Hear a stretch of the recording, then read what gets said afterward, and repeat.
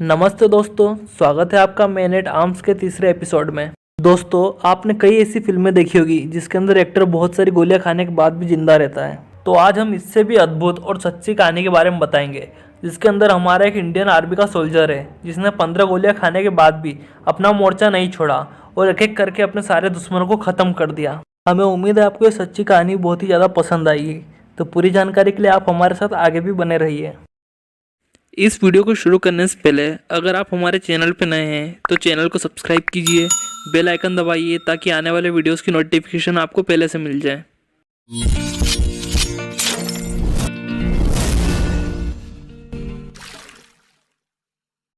मैं बात कर रहा हूँ जीते जी मरणो प्राण परमवीर चक्र पाने वाले इंडियन आर्मी के घातक कमांडो योगेंद्र सिंह यादव की। उनका जन्म 10 मई 1990 को उत्तर प्रदेश के बुलंदशहर जिले के अहिर गांव में हुआ।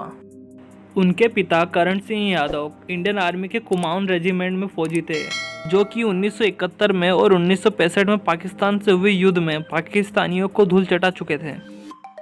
योगेंद्र जी और उनके भाइयों का बचपन 1965 और 71 में भारतीय सैनिकों के वीरता की कहानियां सुनते हुए ही बीता था, इसलिए उनकी छोटी आयु से ही इंडियन आर्मी में भर्ती होने की इच्छा थी। उनके स्कूल के दोस्तों का जब इंटरव्यू लिया गया तो उन लोगों का ये कहना था कि योगेंद्र सिंह हमेशा हमें ये कहते हैं कि असली हीरो वो होता है जो बॉर्डर पर अपनी जान देता है, देश के लिए लड़ता है, ना कि वो जो नाचता और गाता है। 16 साल की छोटी उम्र में उन्होंने इंडियन आर्मी के लिए अप्लाई कर दिया था और फिर बाद में उनका इंडियन आर्मी में सिलेक्शन भी हो गया था। उनको पोस्टिंग मिली 18 ग्रेनेडियर रेजिमेंट में। बहुत ही प्रतिभाशाली और मेहनती होने की वजह से उन्हें लगातार प्रमोशन मिलते रहे और वो बहुत ही जल्दी 18 ग्रेनेडियर की स्पेशल फोर्स घातक में भी शामिल हो गए। 3 मई 1999 में पाकिस्तान की आर्मी ने कारगिल में खाली पड़ी चौकियों पे कब्जा कर लिया। बस यहीं से भारत और पाकिस्तान के बीच 3 महीने चले कारगिल युद्ध की शुरुआत हो गई। पाकिस्तानी सेना ने जितने भी पोस्टों पर कब्जा किया था उन सभी पोस्टों में सबसे ज़्यादा महत्वपूर्ण एक पोस्ट थी जिसका नाम था टाइगर हिल, और वो 2570 मीटर की ऊंचाई पर स्थित थी। इसे भारतीय सेना की भाषा में .4600 भी कहा जाता है। क्योंकि ये पोस्ट सबसे ज़्यादा ऊंचाई पे थी तो इसका पूरा फायदा पाकिस्तानी सेना उठा रही थी। बड़े ही आसानी से इंडियन आर्मी की 56 ब्रिगेड के ऊपर नज़र रख रही थी। इसके साथ साथ वो श्रीनगर लेह को जोड़ने वाला हाईवे के ऊपर भी लगातार नजरें गड़ाए हुए थे। ये इंडियन आर्मी की सप्लाईज के लिए बहुत ही ज़्यादा इंपॉर्टेंट हाईवे था और साथ ही साथ वो टाइम टाइम पे इसके ऊपर शेलिंग भी कर रहे थे। इंडियन आर्मी में सभी लोग जानते थे अगर हमें ये वॉर जीतना है तो हमें टाइगर हिल के ऊपर वापस से कब्जा पाना होगा, और इसी के साथ ऑपरेशन को अंजाम देने का जिम्मा योगेंद्र जी और 18 ग्रेनेडियर को दिया गया। ये ऑपरेशन अपने आप में ही बहुत ही खास था और एक लौता ऑपरेशन था। इस तरीके के ऑपरेशन को इतिहास में कभी भी अटेम्प्ट नहीं किया गया था। उस ऑपरेशन के ऑब्जेक्टिव थे, पहला, लगभग बिल्कुल सीधे 2570 मीटर ऊंचे पहाड़ के ऊपर जल्द से जल्द चढ़ना था। दूसरा, वहां मौजूद 3 किले के समान बंकरों को तबाह करना था। इन ऑब्जेक्टिव्स के साथ ये ऑपरेशन शुरू हो जाता है। इस ऑपरेशन को सिर्फ 19 साल के योगेंद्र सिंह लीड करते हुए पहाड़ के ऊपर चढ़ना शुरू कर देते हैं। सबसे पहला योगेंद्र जी का ऑब्जेक्टिव था पूरे पहाड़ के ऊपर हार्नेस लगाना, ताकि पीछे से आ रहे सैनिक आसानी से ऊपर चढ़ाई कर सकें।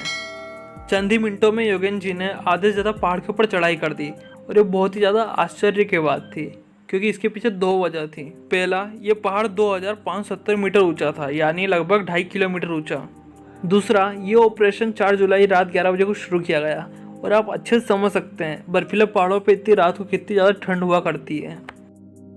इतनी विपरीत परिस्थितियों में भी इतनी ज़्यादा चढ़ाई करना, वो भी कुछ चंद मिनटों में, आसान बात नहीं होती। योगेंद्र जी लगभग ऊपर पहुंचने ही वाले थे जब तक दुश्मनों ने उन्हें देख लिया और उनके ऊपर फायरिंग चालू कर दी। इस फायरिंग के बाद योगेंद्र जी के कमांडिंग ऑफिसर और कुछ साथी मौके पे ही शहीद हो गए, और योगेंद्र जी को भी खुद 3 गोलियां लगी। 3 गोलियां लगने के बाद भी योगेंद्र जी ऊपर चढ़ते रहे और सफलतापूर्वक ऊपर चढ़ गए, और कुछ ही देर में वो पहले बंकर के पास में पहुंच चुके थे। वहां पहुंचते ही उन्होंने एक ग्रेनेड दुश्मन के बंकर में फेंक दिया, और कुछ ही सेकंड बाद वो बंकर पूरी तरीके से तबाह हो गया और सारे उसमें मौजूद पाकिस्तानी सैनिक मारे गए। पहले बंकर के अंदर धमाका होते ही जो बचे हुए 2 बंकर के सैनिक थे उनका अचानक से योगेंद्र जी के ऊपर ध्यान आ गया और योगेंद्र जी के ऊपर फायरिंग शुरू कर दी। वहीं दूसरी ओर जो बचे हुए सैनिक अभी भी चढ़ाई कर रहे थे, पहला बंकर तबाह होने के बाद उनके ऊपर से फायरिंग एकदम से बंद हो गई और वो बहुत ही आसानी से ऊपर चढ़ के आ गए। इतनी देर में योगेन जी दूसरे बंकर की तरफ बढ़ चुके थे। इतनी फायरिंग के बीच में भी वो वहां तक पहुंचे और हैंड टू हैंड कॉम्बैट करना शुरू कर दिया। उन्होंने पहाड़ के ऊपर चढ़ने के काम में आने वाली कुल्हाड़ी को निकाल लिया और एक एक करके अपने सारे दुश्मनों को खत्म करते गए। जब उनके पास बाकी के सोल्जर्स पहुंचे तो सभी उन्हें देख के हैरान थे, क्योंकि योगेन जी पूरे खून में लथपथ थे और उनके चारों ओर पाकिस्तानी सोल्जर्स की डेड बॉडी पड़ी हुई थी। अब तक उन्हें 12 गोलियां और लग चुकी थी और उनके शरीर पर 2 ग्रेनेड एक्सप्लोजन के भी घाव थे। ग्रेनेड एक्सप्लोजन की वजह से उनके एक हाथ की बाजू लगभग अलग हो चुकी थी। उन्होंने एक हाथ से अपनी पिस्टल निकाली और अकेले ही हर हर महादेव के नारे लगाते हुए आखिरी बचे हुए बंकर की तरफ निकल गए। उनको देख के उनके बाकी साथियों के अंदर भी जोश आ गया और सभी ने हर हर महादेव के नारे लगाते हुए आखिरी बंकर के ऊपर हमला कर दिया और कुछ ही देर में तीसरा और आखिरी बंकर भी तबाह कर दिया। योगेन जी की ये वीरता की कहानी बहुत ही जल्द आर्मी के उच्च अधिकारियों तक पहुंच गई और उन लोगों ने बिना देरी करते हुए जल्द ही उनका नाम परमवीर चक्र के लिए भेज दिया। दोस्तों, परमवीर चक्र देने की प्रक्रिया अन्य पुरस्कार देने से भी बहुत लंबा और बहुत ही कठिन होता है। ये सिर्फ अविश्वसनीय कार्य के लिए ही दिया जाता है। इस पुरस्कार को देने से पहले 6 अलग अलग पहलुओं का विश्लेषण किया जाता है और उसके बाद ही डिफेंस मिनिस्ट्री को किसी का नाम भेजा जाता है। लेकिन योगेन जी के इस वीरता वाले कार्य के लिए बिना किसी देरी के उनका नाम भेज दिया जाता है। और बाद में सबसे अच्छी खबर ये आती है, जिस तरीके से योगेन जी ने अपने दुश्मनों को ख़त्म किया, अपने दुश्मनों को हराया, उसी तरीके से उन्होंने मौत को भी हरा दिया और सही होने के बाद वापस अपनी ड्यूटी ज्वाइन कर ली। अगर आपको वीडियो अच्छा लगा हो तो वीडियो को लाइक कीजिए, अपने दोस्तों के साथ शेयर कीजिए, क्योंकि ज्ञान बांटने से बढ़ता है। धन्यवाद।